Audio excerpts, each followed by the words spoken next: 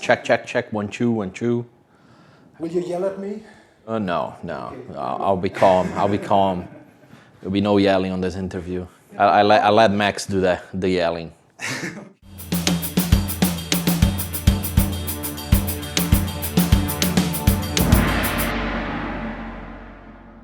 Hello everybody, this is Iggor Cavalera, and I play the drums and percussion for many different projects, like this Cavalera Conspiracy, Makes Hell, SOX, and a million other bands that you never heard, mostly in my brain.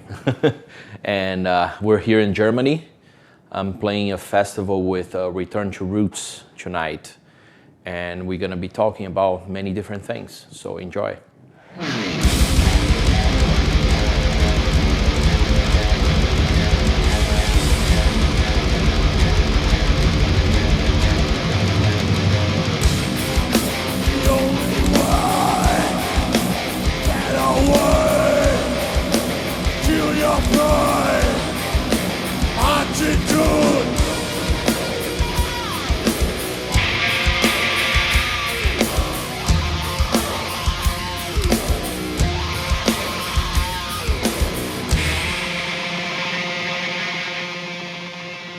To get to where we were at the Roots time, they actually started on a rise by experimenting very little on some intros, where we wanted to have some weird kind of like jungle noises and things like that.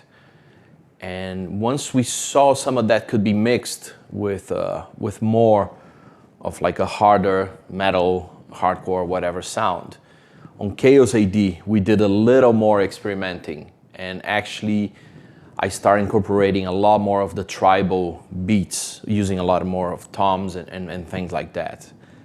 And then we did one acoustic jam during Chaos AD. And then after that, we were prepared to do Roots, and that's I think where we just dove straight into the whole thing. And for me as a drummer, I have to say, I felt a lot more comfortable playing stuff like I did on Roots or even on Chaos AD than maybe on Beneath the Remains, when I was like trying super hard just to be this like thrash drummer. Just, where when I start playing the drums, I started with samba and Brazilian rhythms. So for me, it was a lot easier to incorporate. And by doing that, I create my own sound, my own style of mixing those things. But I have to say, like in the beginning, it was a lot harder because I was like, oh, I have to do the double bass super fast, like whatever at the time, whatever band I wanted to emulate and things like that. And then later, when I was doing stuff with more like tribal, I was like, wow, that's my thing.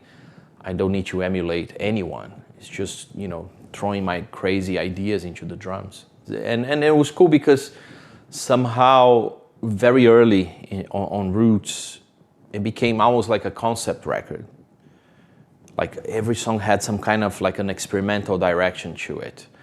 And the more we did it, it became, I don't know, for me as a musician, it was probably the most incredible thing that I did, which was recording with the tribe. Going to record with the Chavantes tribe, which is a tribe that has no drums. That was something that was very interesting too. All they do is voices and some percussion where they put some stuff on their body. So when they shake, there's a bit of it, and then stomping on the ground. So there's no drums. So I brought a few percussion instruments there. So I was very free to do some drumming. And for me, that was like one of the highlights of my career, to go to Brazil and make music with them.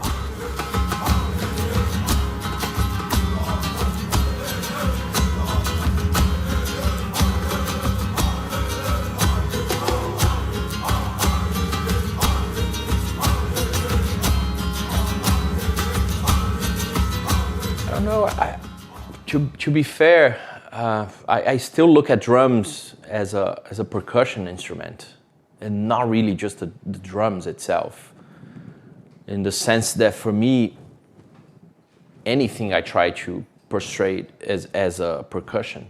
If I grab a guitar now, I'm not gonna play like a guitar player. I'll be making some weird noises, and that's like more of a percussionist way of looking into an instrument. And for me, the drums is the same thing. I don't look at the drums and I go like, yeah, you know, hi-hat, snare, kick. It's like, there's a lot more to that for me. And like you said, you know, like certain things, like the heartbeat, it's as important as the whole technique and the whole thing. So like a simple beat that hits you like straight in the chest, for me, it makes a lot more sense than someone trying to do something that it's almost like your brain, twist your brain to understand what they're doing drum-wise, which is cool, but it doesn't hit me the same way. For me, sometimes watching a drummer that is super energetic and has like this thing like in the pocket and just hitting every hit you feel, for me, it's more satisfying than watching a very technical drummer, which is, again, I totally respect, but it doesn't hit my soul somehow. No, it hits your brain. Yeah. And it hurts my brain sometimes to try to see like, what are they doing? This is crazy. And I do love it, you know. I do enjoy watching technical drummers because it is amazing. But again, I don't go home and listen to that kind of stuff. Let's put it that way.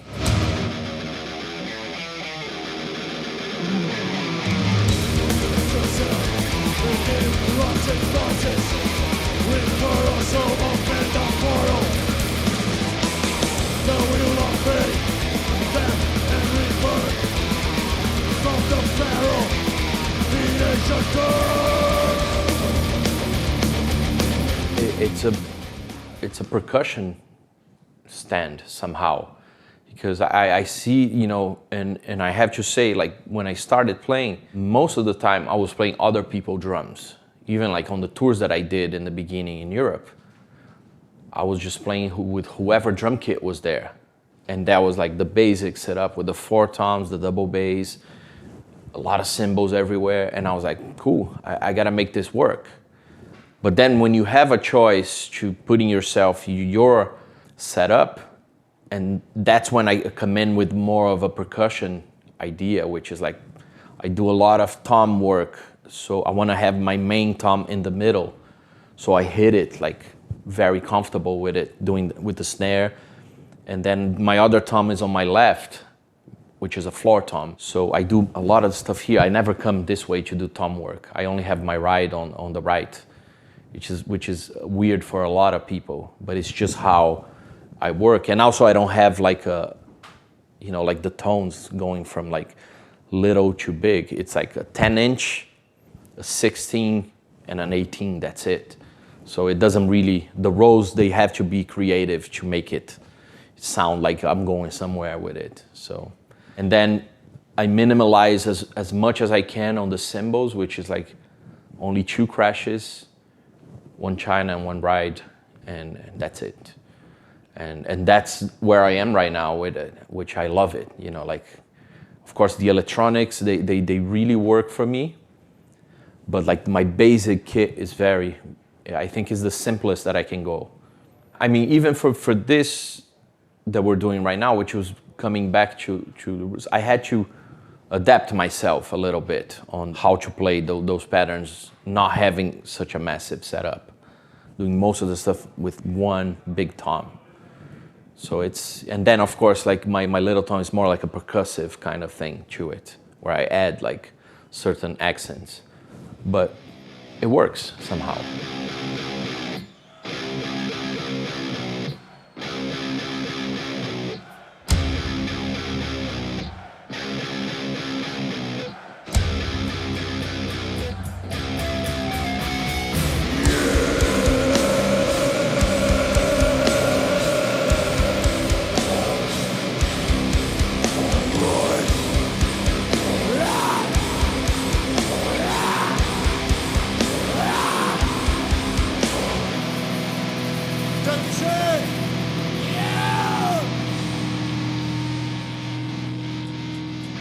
I start playing my drums way before I even dreamed about being in a band.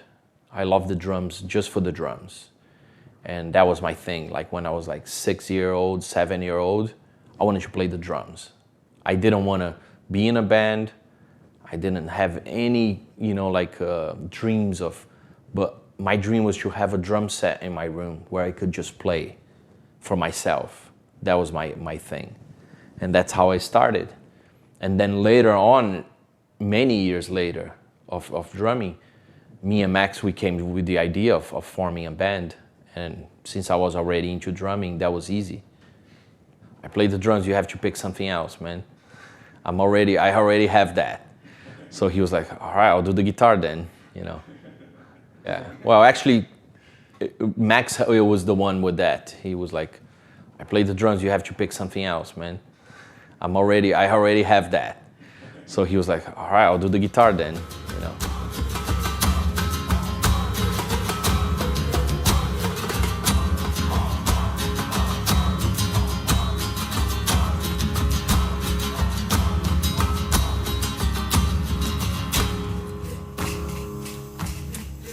It's crazy, because for me, drumming, it's one of those instruments that it's weird. I feel like I haven't accomplished much. Even though I look at the things that I did, I love, I'm really proud of it. But drumming, it's crazy, man. You never stop learning for like a second, and that's my thing. I started playing the drums, and then I tried to get drum lessons when I was like 7-year-old. And I hated it because I was already going to school. And then the lessons that I was getting, it was a lot of talking about drumming. And I was like this little kid full of energy. And I wanted to play the drums. And the teacher was all about like, no, it's this and that and the history. I'm like, fuck this. So I dropped the school. Like I wasn't there for like not even a month. And I was like, I'm just gonna learn listening to records and practicing. And that's how, I'm not saying it's right or wrong, but that's how I learned. I pretty much self-taught myself on how to do it. And then of course I would go to shows and watch other drummers and be like, wow, that's how he does this roll, and that's how, he positions certain things to get the effect that he wants. But it was all by myself. But I think it doesn't work for everyone. Maybe if I have an amazing teacher when I was 7-year-old that would give me the time to expend my energy on the drums, that whole thing would change. So maybe I had a bad teacher, and that for me, it made me go in a different path. So that's again something that I tell my kids or any drummer starting. You need to know what's best for you. Sometimes the best way is to have a really cool, inspiring teacher to teach you certain things. And sometimes it's just you learning by yourself, and there's no right or wrong there. I mean, Max, he is a natural also drummer. Everything he does is very percussive with his voice, the way he plays his guitar. It's not a conventional way. So for me, like even when he writes his demos with a very crappy like drum machine, I listen to that and I'm like, yeah, I know where he's going with this. There's some cool stuff on it, because he does have a mind more of like a percussion drummer kind of way. And I listen to, the guys in the band is like, yeah, we need to get this thing rolling,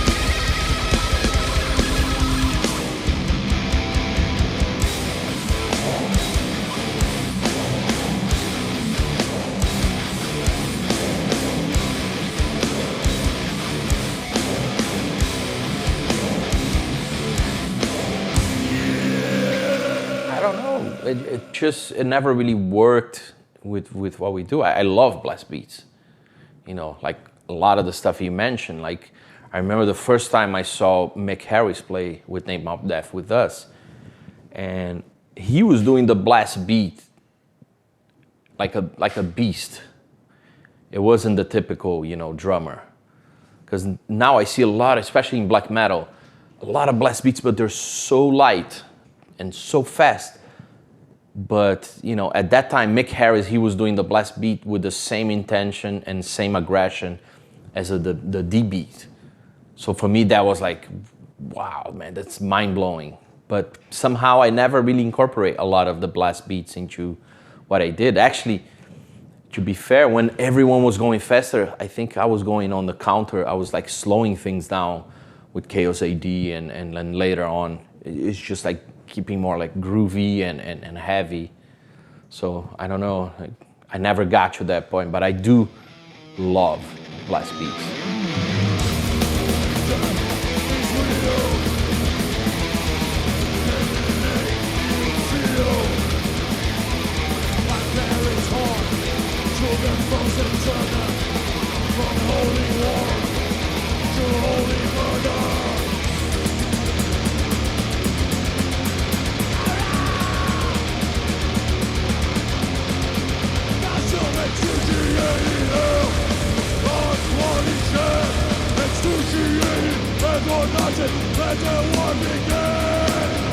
It's crazy because you have to adapt your drum to whatever it's your band. That's the thing. Because I remember like growing up, I was like, everyone wants to play louder and louder and heavier and heavier. So no one was giving space to anyone. It was like, and that worked also. Like I was playing as hard as I could. The guitar player would be like cranking, my brother, the bass, everything. It was like a wall. And then later on, you start sensing that certain things don't really work. For example, like I reduced the size of my kicks to 20s because I felt that would cut through more through that wall of sound than a 22 or a 24 big kick for the stuff that I was doing, at least. And I still, to this day, I love the 20-inch kick drum. I love the power to it. It has like the exact punch that I like on my drums. So that's like little lessons that you learn with the time. And like you're saying, through the 80s all the way to the 90s, it was a hard thing to work your kick drum with all those crazy sub-frequencies going on with distortion and bass and things like that, to the point that it became, I think, a little ridiculous, where now a lot of the stuff is just the click. There's no actually bottom end to it. So a lot of people were just like listening to like just the click drum rather than a kick. So I think a combination of those two elements usually is the best. You gotta have the attack, but also some body to it.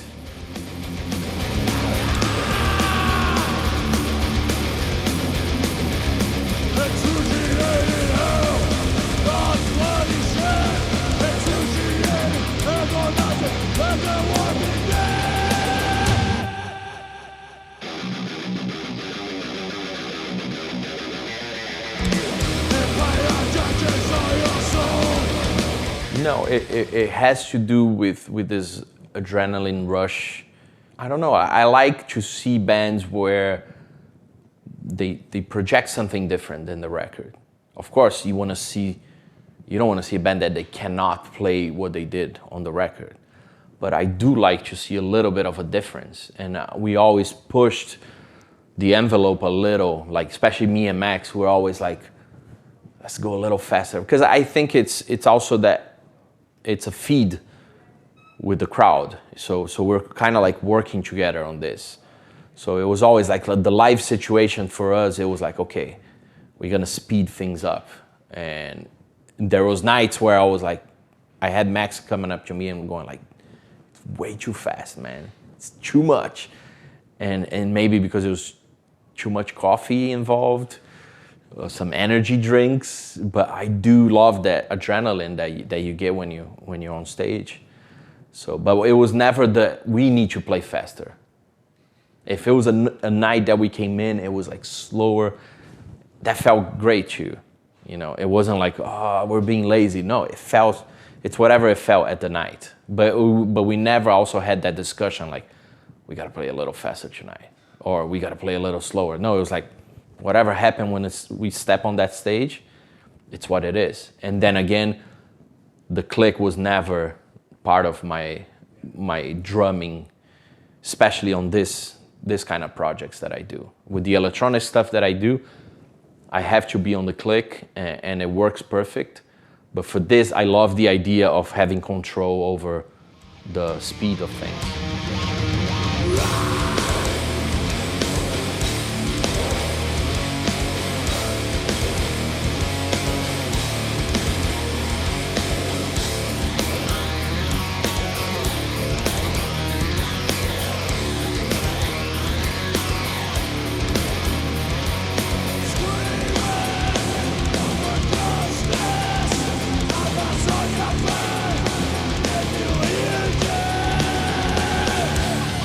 Fair, like the stuff that I do with Mix Hell and all the electronic, at the end, it's really primal. It's really about like the simplicity of a beat, and then trying to do certain things with it. Rather than, I think in rock and in metal, there's always like a need for more cymbals, more drum rolls, more everything, which is fine. But then when I go back to do these things, I try to, I don't know, slim down everything to a very simple thing, and then the little details really count. So I think it's a good combination when I do both things. When I jump from one tour to the other, one tour I'll be doing all these crazy things. The next day I'll be playing like something that one cymbal hit that I do, if it's wrong, it doesn't fit right. So it's really cool. I love the idea of bouncing between projects. I won't take it. I won't take it.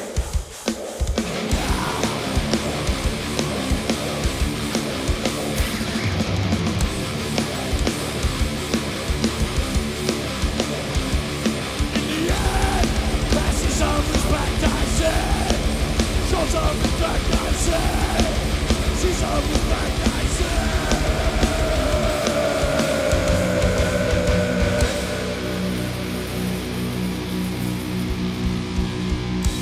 Let's go! I think focus is the most important thing for a drummer.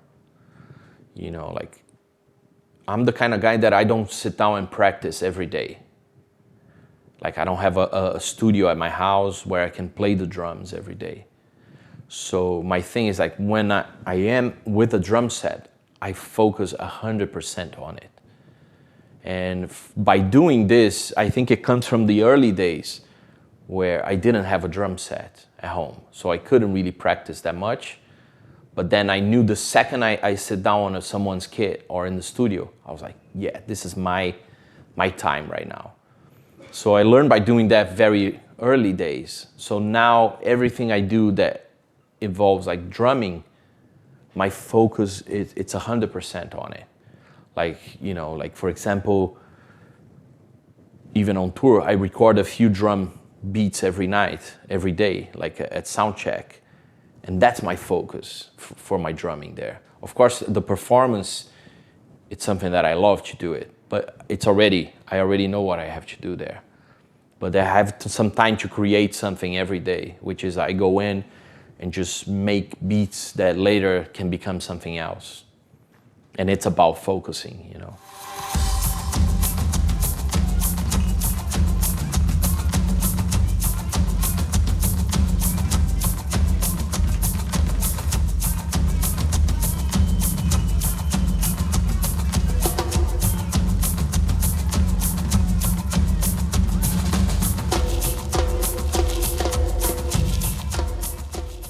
To be 100% honest with you, I don't really pay that much attention, you know, like, and somehow I also drive on the opposite thing where everyone's thinking like, oh, you should do this. I have this like, and I go the other way around. Yeah, and I'm like, no, you know what I mean? For example, my electronic project, I remember at the time I had these ideas of doing, and all I got was negative feedback.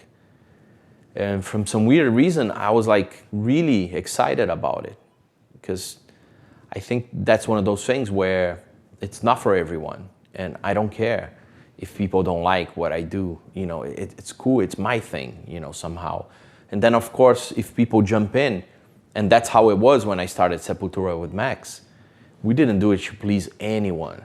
We like what we were doing, and then people start getting on board of what we were doing, and that's the same thing. So my expectation as a drummer and what I should do as a drummer, it's always been kind of like, I don't care, you know. It's like, no matter what you do, people are gonna hate, you know. Nowadays, no matter what video you put on YouTube, it's gonna be a million like bad comments, and that's how people react to certain things. And if you're gonna get affected by that, you don't do anything. You don't even leave your house anymore. So I don't really care, you know. Yeah, it became like a natural thing to become that guy behind the keyboard, like talking shit about everything. That's why I don't take that personal. If a guy comes up to me and he says like, look, man, I really don't like what you did here, and then I'll take that as like, all right, that's a constructive, negative thing that you're saying. And then that for me, that it's a lot more important than someone just going like, oh, you're shit. Oh, it's like, whatever, man. To be fair, it's really important for you to really enjoy what you do. That's the main thing. And that I mean that in anything, not just in drumming or in a band, in arts and sports or whatever. I try to pass that to my kids. If you're doing something that you love, it's so much easier to deal with both. Whatever they call it's a success or it's a flop, you can deal with those like a lot easier if you're being true to yourself. And that's what I tell my kids. I'm like, look, if you do what you love, man, you know, you can deal with it. If you're doing for whatever other reason, and then it can become very hurtful because it wasn't really you, and you're trying to do something to please a certain crowd or whatever, and then that hurts. But if you're true to yourself, you can deal with it, you know. You can be like, hey, shake it up, still doing your thing, or really learn from the mistake and not do certain things. But if, again, for a guy starting right now, that's the only advice that I think it's valuable. It's if you're true to yourself, you do what you love. If you drum or if you paint, whatever it is, you know, it's easy.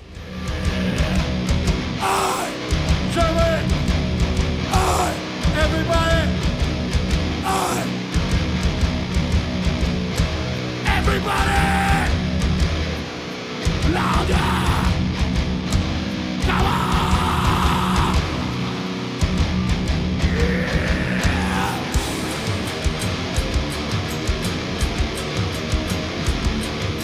Hello, everybody.